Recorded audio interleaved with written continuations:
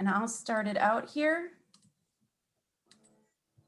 So welcome everyone to Zoom Advisement for Marketing. We are going to cover your degree audit, and I'm sorry, I still have Diane's information on here, but it is Ellen. Ellen is with us today. We're going to be talking about registering for your fall 2021 classes and what you will need in that, what CRN numbers you will need. And we've got Caitlin here, and Caitlin is graduating this semester, and she's going to give you a little bit of information as far as advice on what instructors to take or delivery methods, etc. So we're going to let Ellen kick it off and give you all that stuff that you need to know. Awesome. Thanks, Lori. If you can unshare your screen, then I'll go ahead and share mine. Here we go. Perfect. Can you guys see my screen okay? Awesome.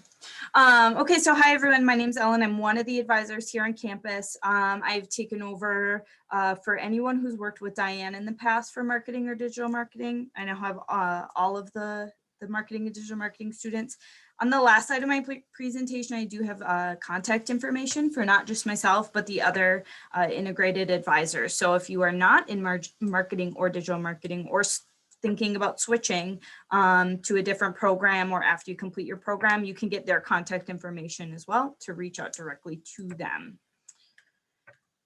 So I've got a couple of reminders for you about some deadlines that are coming up. The first thing that I want to just highlight is right now summer registration is open. So if you're planning on enrolling in any summer classes, you can do so now. And I do recommend doing that sooner rather than later. There are plenty of seats still open, but they will fill up. Our new students are starting to be able to register for summer classes, so they tend to take a lot of those seats as well. So if that's something you're interested in, please make sure you register. Technically, you can register up until about June 14th, which is when the classes start. I don't recommend waiting till June because the classes will fill. If you're applying for graduation, please do so. I know that the application deadline is April 16th for applying. That doesn't mean that you shouldn't apply if you're planning on graduating.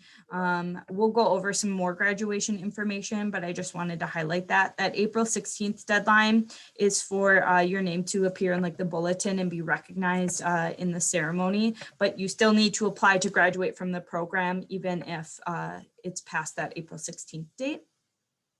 16-week classes are classes that run the entire length of the semester. So if you're in kind of your typical classes, you have until April 23rd to drop from those classes. You would be dropping from them with a W on your record, as well as no refund. But if that's something you're considering, maybe something is going on and you're thinking you're not going to be successful in the class, your best course of action is to reach out to your advisor. So you'll notice on this slide, I have academic and financial aid standards listed. Really what those standards mean is if you're dropping from classes or if you're failing a class or something's going on, it will impact your student record in some way. And your best course of action is to talk with your advisor about the details of those impacts, because we really explain specifically for you what those impacts look like versus this like overarching policy. So we're not here to make you feel like guilty or bad that you need to withdraw. We understand that happens, but we want you to make a very informed decision so that you know all the consequences of that decision. Specifically, we talk very in depth of financial aid impacts. That's what we see the biggest impact with our withdrawal students, is that financial aid standing, as well as potentially owing back financial aid. So please reach out to us. Fall registration, that's really what we're focusing on today, is getting you ready for fall registration. If you are a veteran or a service member, you will be able to register for classes April 26th at 8 a.m. You do get priority registration. If you are a TRIO student, you also get priority registration. If you're wondering if you are a TRIO student, that means you're not a TRIO student. If you are, you definitely will know that you are. You can learn more about TRIO on my CBTC as well, but you do get that priority. April 27th, so for everyone else, April 27th is when your continuing fall student registration will open up. Now, you do not need to register on April 27th, but as closely as to that date you can get is truly what's best, just so you can avoid seats filling up and getting on wait lists for classes and things like that. Something else to note that I'm going to mention a couple times. So by participating in advisement, even if you're participating this way through our like virtual presentation, you can be eligible for that drawing for a $300 scholarship. To qualify for that, you need to do what you're doing now and view this presentation. You need to send an email to myself or whoever your advisor is to say, hey, I watched my presentation online. Can you enter me into that drawing? And then you need to register for classes before May 3rd. So that gives you 1 week after registration opens to be able to register for fall classes. You could just register for one or a full schedule. But if that's something you're interested in, May 3rd, which is a Monday, we will be seeing who registered and then draw from there that you could potentially be eligible for. So take advantage of that. Really cool opportunity for some easy money. May 7th is the last day to drop for our students in second 8-week classes. So if any of your classes are running for the second half of the term, keep May 7th in mind for the last day to drop. And otherwise, May 21st is our graduation. I'll be linking this presentation out to everyone. It is a Google Slides presentation, so there's links that you can click on to learn more. So while Lori's sending out the recorded version, you're also going to see an email from me with the interactive version. So 2 places to find this information in the future. A few quick reminders. So if you need aid for the 21-22 academic year, so that means if you need financial aid starting summer of 2021, you will need to complete next year's FAFSA application, so the 21-22. This uses 2019 tax information. You will be able to log back into the same FAFSA application that you've used for previous academic years. Now instead, you're using 2019 tax information. So it's the next year's updated. Couple of things to note about FAFSA. If you're thinking you're transferring either for the 21-22, let's say spring 22, you're planning on transferring somewhere else, you can send that FAFSA information both to CVTC and where you're planning on transferring to. I highly recommend you do that. You can use financial aid to pay for summer classes. You need to be either in 6 credits to be eligible for loan money or eligible for a Pell Grant, which can get prorated down. So if that's something you're concerned about, really important.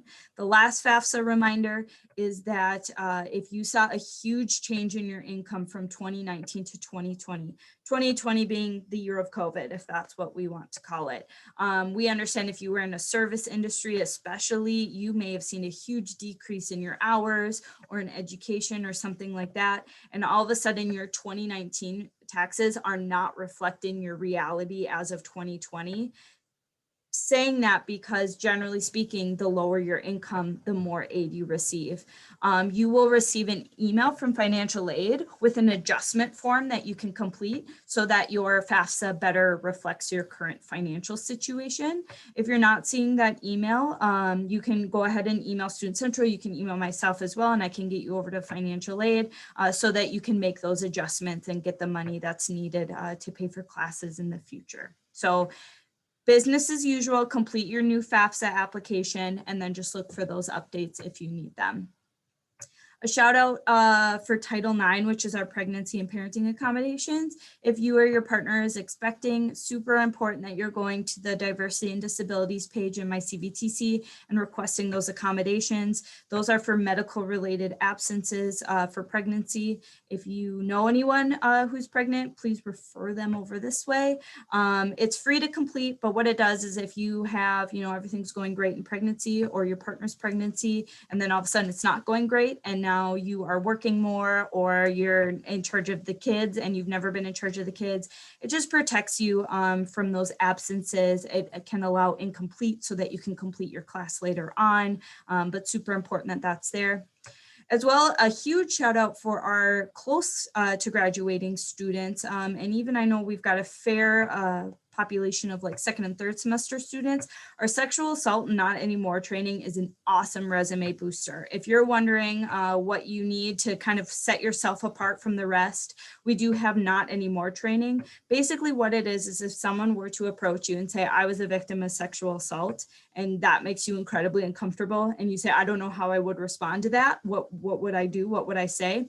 That's what the not anymore training is. It's an opportunity for you to find that language to refer that person safely and respectfully. And it looks great. And I'm going to hop in, Ellen. John and I have both taken that.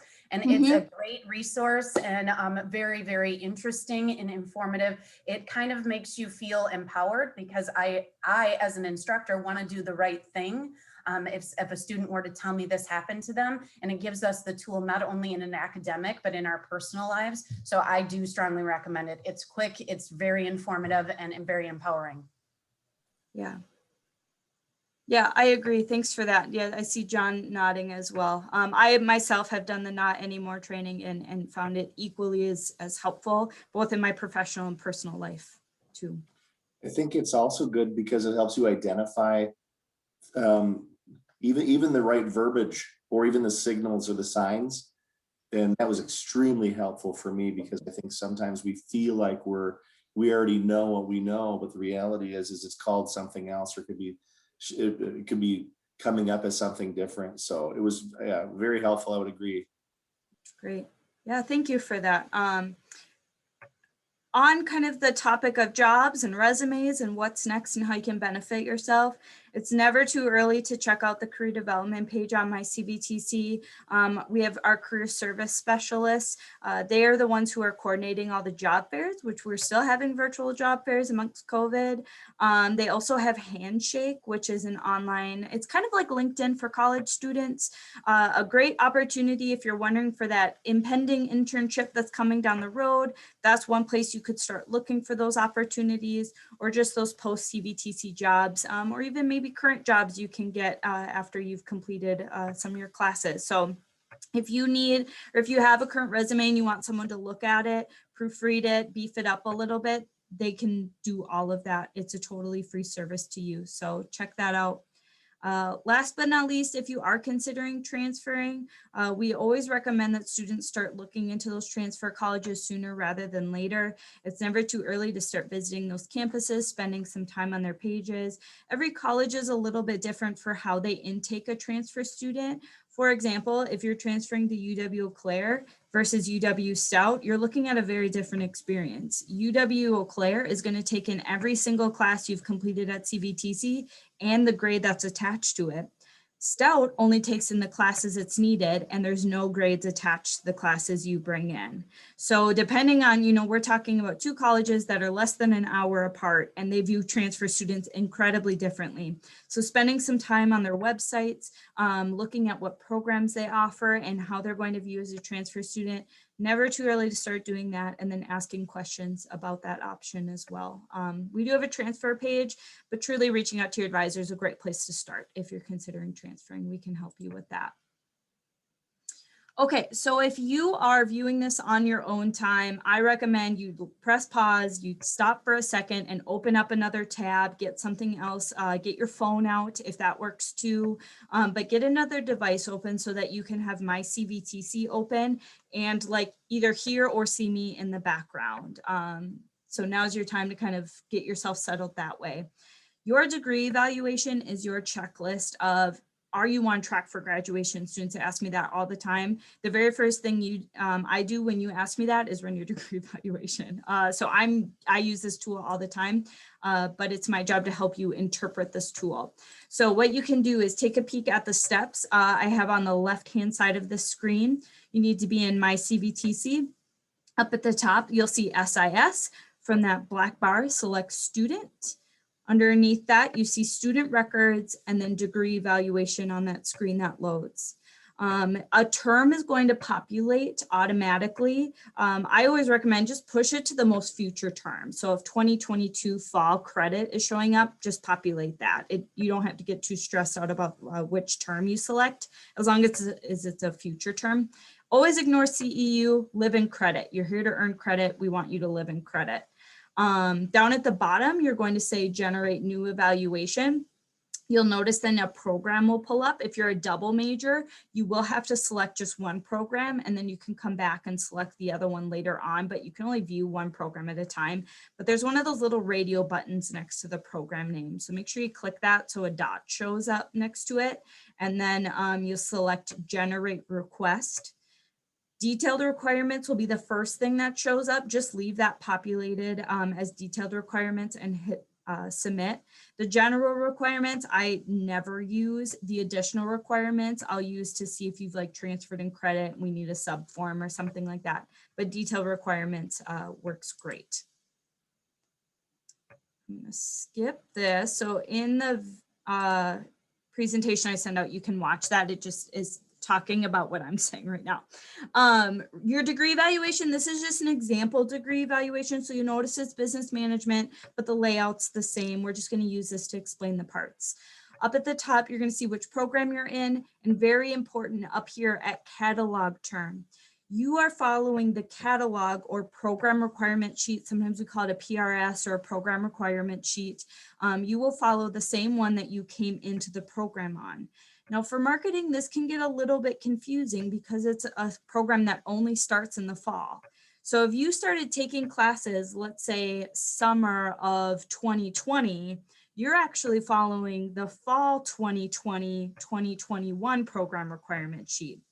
If you are actually a pre-program student right now in spring of 2021, you are following the fall 2021, spring 2022 program requirement sheet. So you're following the future one. This degree evaluation will tell you which program requirement sheet you're following. So you don't need to figure that out. This tells you which one you're on. You will follow the same exact program requirement sheet, whether it takes you 2 years or 6 years to complete the program. You will always follow this one, not the new one that comes out every semester. So very important that you. I would like to hop in here, Ellen. I Go know ahead. that when students have questions, they generally contact you or myself. Sometimes they'll contact John or Kathy or Danny, but we're always going to ask the question. We're going to say, what catalog year are you?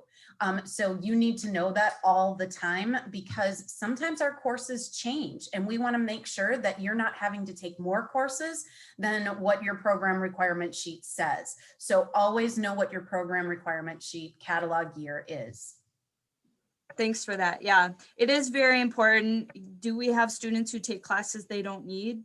Sometimes, because they're going off the newest program requirement sheet, or maybe they don't realize a class could substitute for another class. So that's why we always encourage, whether you're working with Lori, with John, with Kathy, circling back and just looping your advisor into that conversation. We just look at things a little bit different than your faculty does. So 9 times out of 10, they're exactly right. Every now and then we know something kind of sneaky that can help you maybe save time, substitute a class. We can pull a very old class that you took 15 years ago that you forgot about.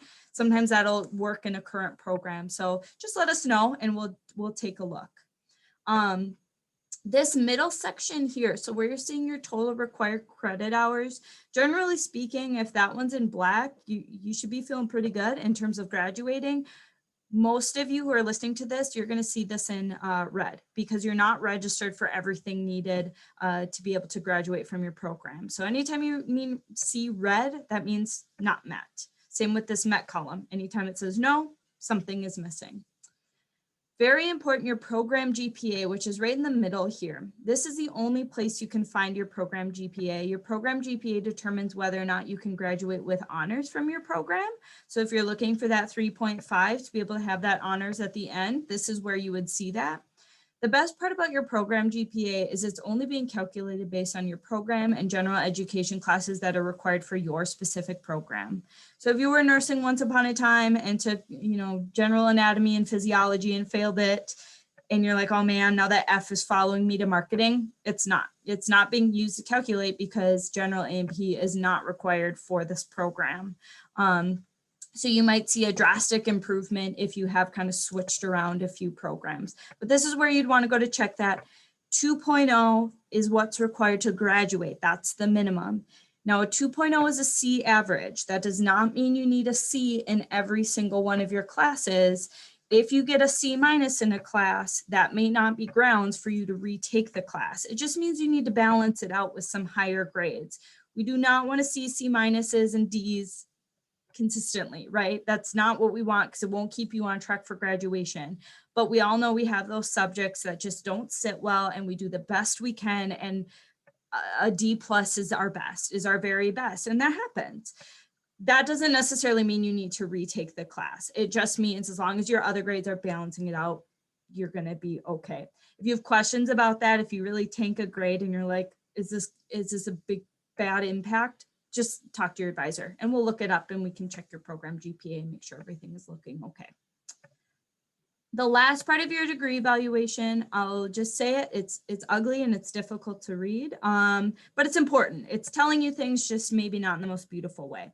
So each of these headings, you'll see I only have 2 headings. So this is just representing 1 year, 2 semesters. When you see this blue heading, that's a new semester. It's matching your program requirement sheet, is how it's dividing these sections up.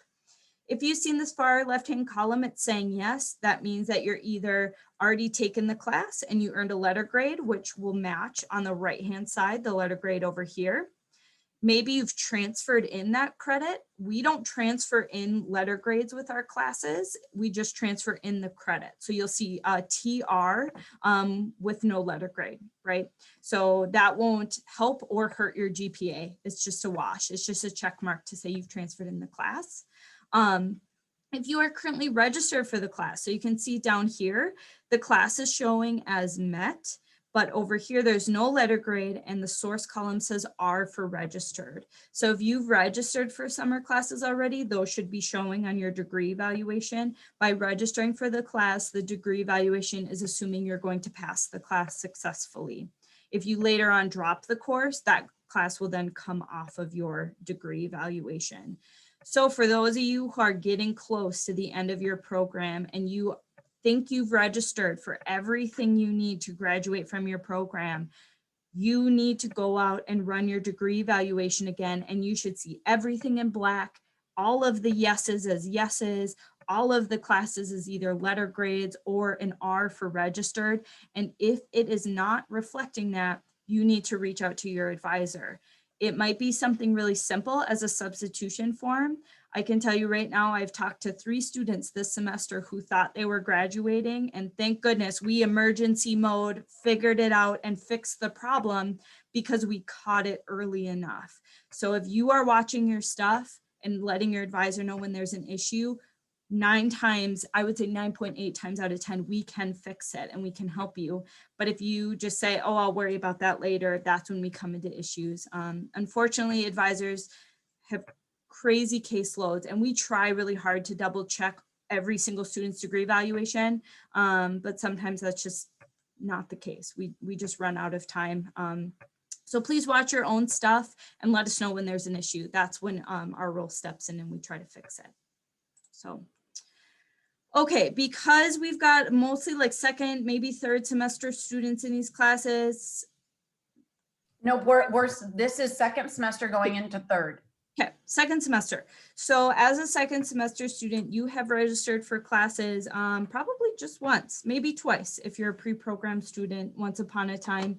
I do have the steps for how to search for classes, but I'm going to give you just the quick. Actually, I'm going to walk through all that right now, Ellen. Oh, perfect. I'm going to ignore all that. So then I'll skip ahead here. I'm going to skip graduation stuff then as well and just go right to the advisor contact information so you can jot down our contact information. I've included River Falls contact information. I understand there's not marketing students, but we might have a sneaky business management student or a future business management student at River Falls. But if you are marketing or digital marketing, I'm your gal. My email is up here, as well as we can schedule through Calendly.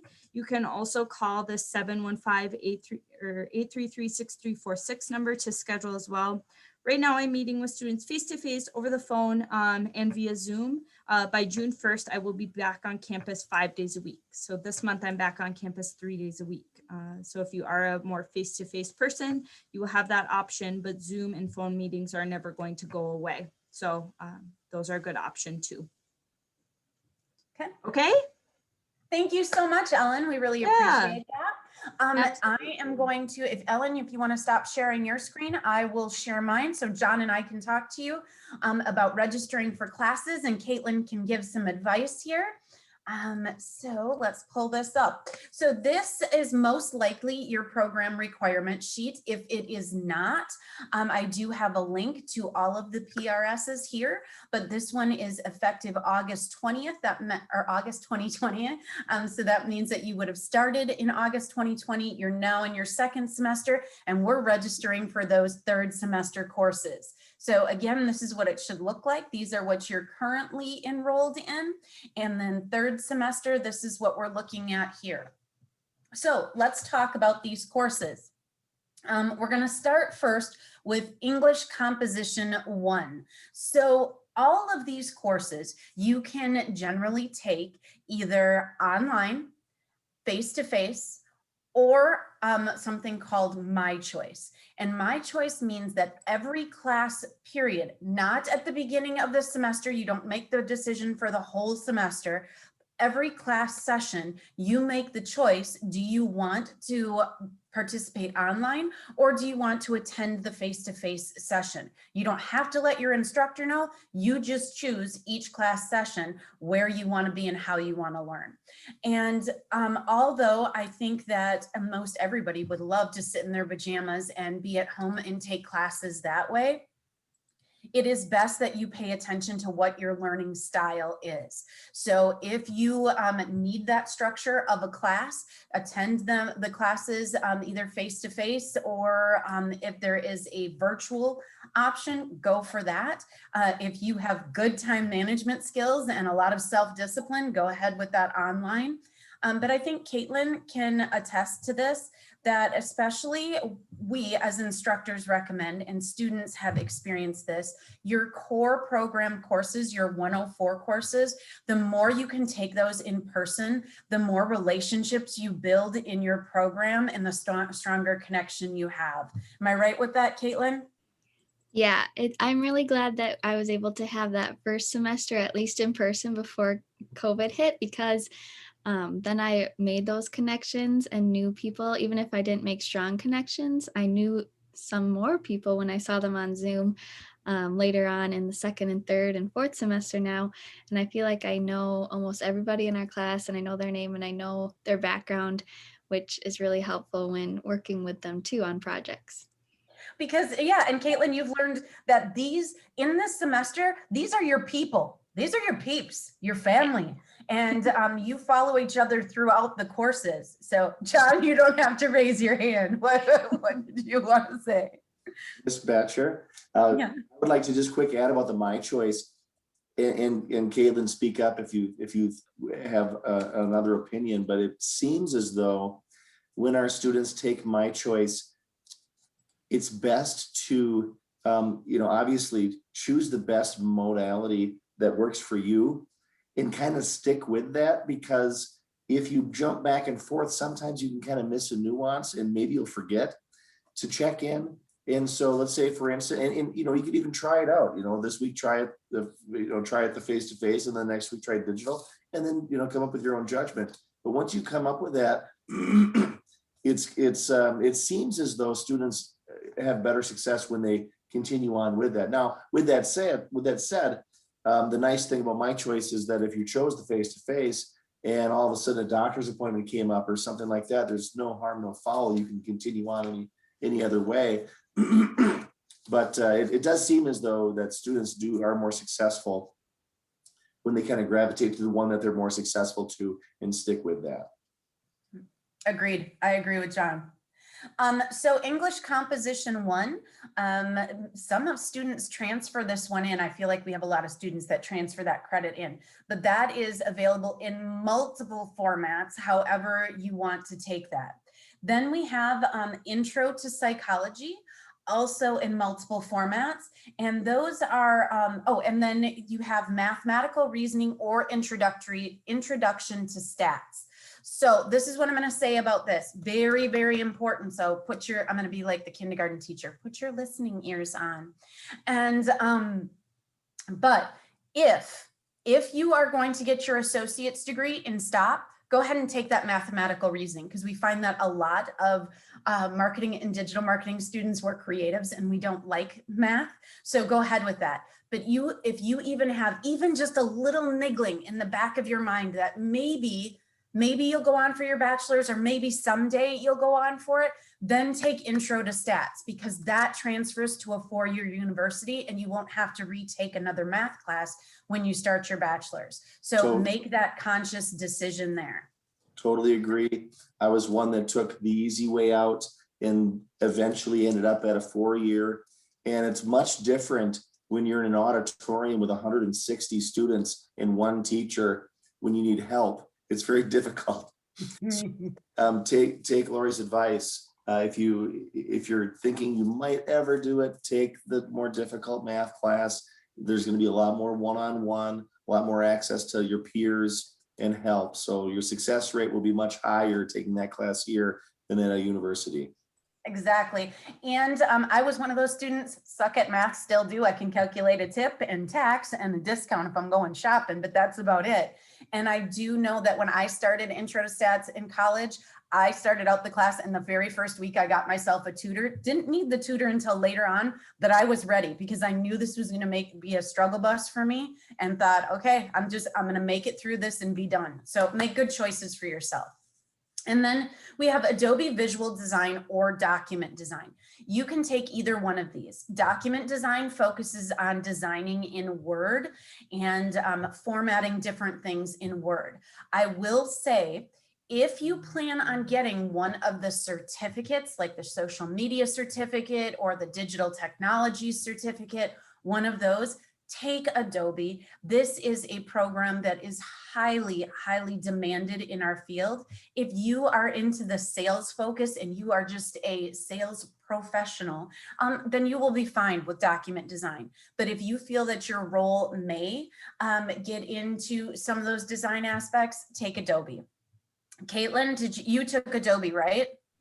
Yes, I took Adobe as an elective, kind of because I thought I would need that. Like you were saying, it's really in high demand and I see it everywhere. I see ads for it. I see people using it. So I thought it would be a good choice to take that and to learn how to use that program so I can later on. Okay. And Caitlin mentioned something very important, elective. You will see that there is 1 3-credit elective required in this semester. Now, there are a lot of things that you can do with that elective. And one of them that I recommend, just because it's a course that I teach, is that if you enjoy digital marketing strategy and you're like, okay, at the end of the semester, you're creating this digital marketing campaign. If you take as your elective digital marketing campaigns, we actually run that campaign, and you can use all of those different platforms. You actually get to use them for a fake business. And that's exactly what Caitlin did. Am I right? Yes, so I also took that course and it was super fun because you got to learn how to use all of the different social media platforms and kind of do it in a more business way than just your personal life. So it kind of brought a new light onto the power of social media. Yep. And also we have Leadership for Business Excellence. Some students take that. There are a variety of courses that you can take, but do what's right for you and check out those different certificate options. I did send out a program tracking document. So if you scroll all the way to the bottom of that, you'll see some of the different certificates available. So let's say you need to register for these courses. So the first one is 801-136. And I'm going to click over here. Oops, 801-136. So if you are in My CVTC, you're going to hover over Records and Registration. You're going to choose Search Course Offerings. Okay. So we're in here, and this comes up, and we are looking at the fall 2020 term, and you're going to enter 801-136 right here, and we'll click Search. And this will take just a moment to populate. I think the bigger the course, the more, I mean, look at all of these options you have to take for English Comp. Seriously, there's an entire page. This is what I want you to pay attention to when you're doing this.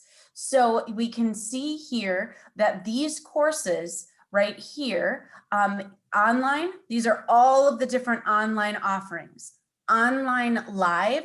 That means that it will be via Zoom or Microsoft Teams, depending on the instructor, and you will have to log in at that class time, and you're having a virtual class. So that's how you'll participate.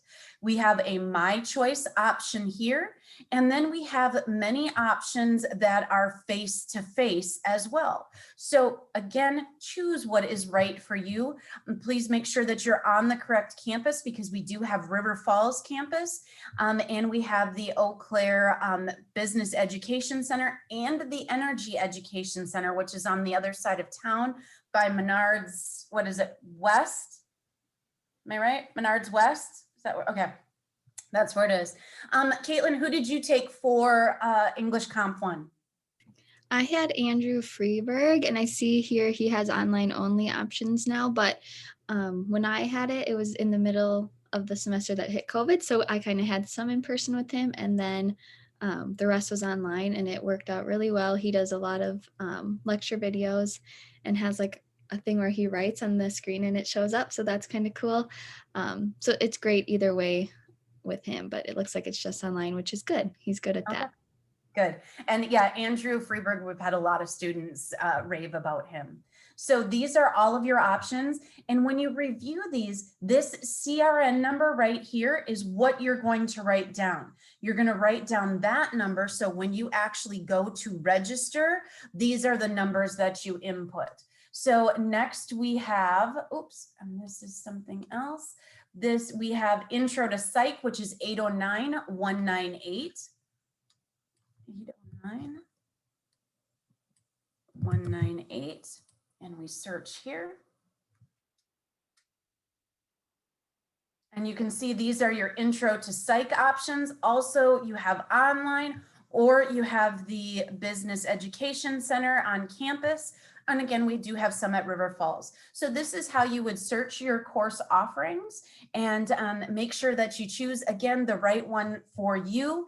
Adobe Visual Design. John, you're not teaching any second or any third semester courses for this group, are you? No, they don't get to play with you again until fourth semester.